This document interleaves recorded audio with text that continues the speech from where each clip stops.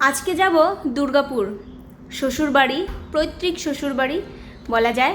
অনেক দিন ধরে যাওয়া হয় না, লাস্ট সেই দুর্গাপূজায় গেছিলাম। তো সেই কেষ্টপুর থেকে, কলকাতা থেকে, আমাদের কলকাতার বাড়ি থেকে দুর্গাপুরের বাড়িতে যাব, সেই জার্নিটাই তোমাদের সাথে শেয়ার করব। তো চলো। হ্যালো সবাইকে, সবাই কেমন আছো? আশা করি সবাই খুব ভালো আছো। আমরাও ভালো আছি। সুন্দর একটা জার্নি করছি। কেষ্টপুর থেকে যাব আমরা দুর্গাপুর, যাব এসবিটিসির বাসে করে। বাগুইহাটি থেকে উঠবো, করুণাময়ী থেকে ছাড়ে সকালবেলায়, ওঠে রান্নাবাড়ি করে খাওয়া দাওয়া করে ফ্রেশ হয়ে রেডি হয়ে দুজনে বেরোয় আসছি 9টা মতন। তো যখন বাগুইহাটিতে আসি 9:15-20 বাজে, 9:40-এর দিকে আসবে। আগেই চলে আসছি যে বাস যাতে মিস না হয়, কারণ মিস হয়ে গেলে পরের বাসে যাওয়া যাবে কিন্তু লেট হবে। গরমের মধ্যে একটু তাড়াতাড়ি যাব। বাস যথারীতি চলে এলেও আমরাও উঠে পড়লাম। প্রথমবার যখন আমি এই দুর্গাপুর থেকে কলকাতা আসছিলাম তখন আমার খুব কষ্ট হয়েছে বাসে করে। তারপর থেকে বাসে করে আমার যেতে তেমন একটা ভালো লাগে না, কিন্তু এখন একটা নতুন এক্সপিরিয়েন্স হলো, তো শেয়ার করব। বাসে উঠেই ঘুমিয়ে গিয়েছিলাম। কি করব, ঘুমিয়ে যাওয়ার পর একদম এসে ঘুমটা ভাঙছে শক্তিগড়ের ল্যাংচার জন্য। বরকে বলছিলাম যে শক্তিগড় গেলে ডাকবে, ল্যাংচা আর ঝালমুড়ি খাবো। ল্যাংচাটা এত নরম তুলতুলা, আর তার সাথে ঝালমুড়িটা এত ভালো, ওই যে কাঁচা চাকচাক করা নারকেলটা দেয়।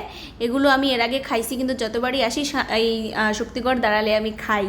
তো বললাম যে বাস জার্নিটা আমার প্রথমবার, যখন দুর্গাপুর থেকে কেষ্টপুর কলকাতা যেতাম, খারাপ ছিল, কারণ তখন রোডটা খারাপ ছিল। আজ থেকে 3 বছর আগেকার কথা, প্রথম আসছিলাম। তো যাই হোক, তখন বাবাও সাথে ছিল। এত লেট হয়েছিল, তারপর থেকে আমি ভয় পেতাম যে আমি দুর্গাপুর কেষ্টপুর বাসে যাব না, খুব কষ্ট হতো। ট্রেনে যেতে পছন্দ করতাম। পরে আমার শ্বশুরমশাই বাপি বললো যে না, এইবারটা তুই বাসে করে আয়, কেষ্টপুর থেকে দেখবি রোড ভালো হয়ে গেছে, আসতে বেশি সময় লাগবে না। 9:40-এ বাসে উঠছি।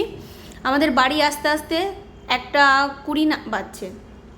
কথা বলতে বলতে শক্তিগড় থেকে চলে এলাম দুর্গাপুরের কাছাকাছি। আর এই যে দেখতে পাচ্ছ টাওয়ারগুলো, এখানেই আমাদের ফ্ল্যাট, এটাই আমাদের বাড়ি। আগে বাড়ির সামনে বাস দাঁড়াতো, কিন্তু এখন দাঁড়ায় না। বাড়ি পার করে চলে যাচ্ছি। তো একটু সামনে এগিয়েই আমাদের যে স্টপেজটা আছে, মুচিপাড়া স্টপেজ, তো সেই স্টপেজে নেমে গেলাম। নেমে গিয়ে সেখান থেকে টোটো করে বাড়ি যাব। বাপি ছিল অফিসে, বাপির 4 চাকা মানে কার নিয়ে আসার কথা ছিল, কিন্তু ব্যস্ততাও দেখে বললাম যে তোমার আর 4 চাকা নিয়ে আসতে হবে না, আমরা টোটো করে চলে যাব। তো যাই হোক, দুজনে মিলে টোটো করে চলে এলাম। দেখো গোপালপুর লেখা, আমাদের ওখানেও গোপালপুর আছে। তাই বরকে বলছিলাম আমাদের ওখানেও গোপালপুর আছে, তোমাদের এখানেও গোপালপুর আছে। তো টোটো করে চলে এলাম বাড়িতে না আসতে আসতে এত পুরনো হয়ে গেছি। ঘেটে বলছে কোথায় যাবেন, বললাম আমরা আমাদের বাড়িতেই যাব। পরে কাকুরা হেসে দিল। তো যাই হোক না কেন, সেই দুর্গাপুজো এসেছিলাম লাস্ট, আর এবার এলাম। 8-9 মাস হয়ে গেছে। তো বাড়িতে চলে এলাম। জার্নিটা খুব ভালোই ছিল, বাসে করে খুব সুন্দরভাবে সুস্থভাবে আসতে পারছি, আর সময়ও একদম পারফেক্ট টাইমে আসছি, একটু টাইমও বেশি লাগে নাই। তো কেষ্টপুর থেকে দুর্গাপুর আসার জার্নিটা খুবই সুন্দর ছিল, ভালো ছিল। তোমাদের কেমন লাগলো তোমরা জানাবে।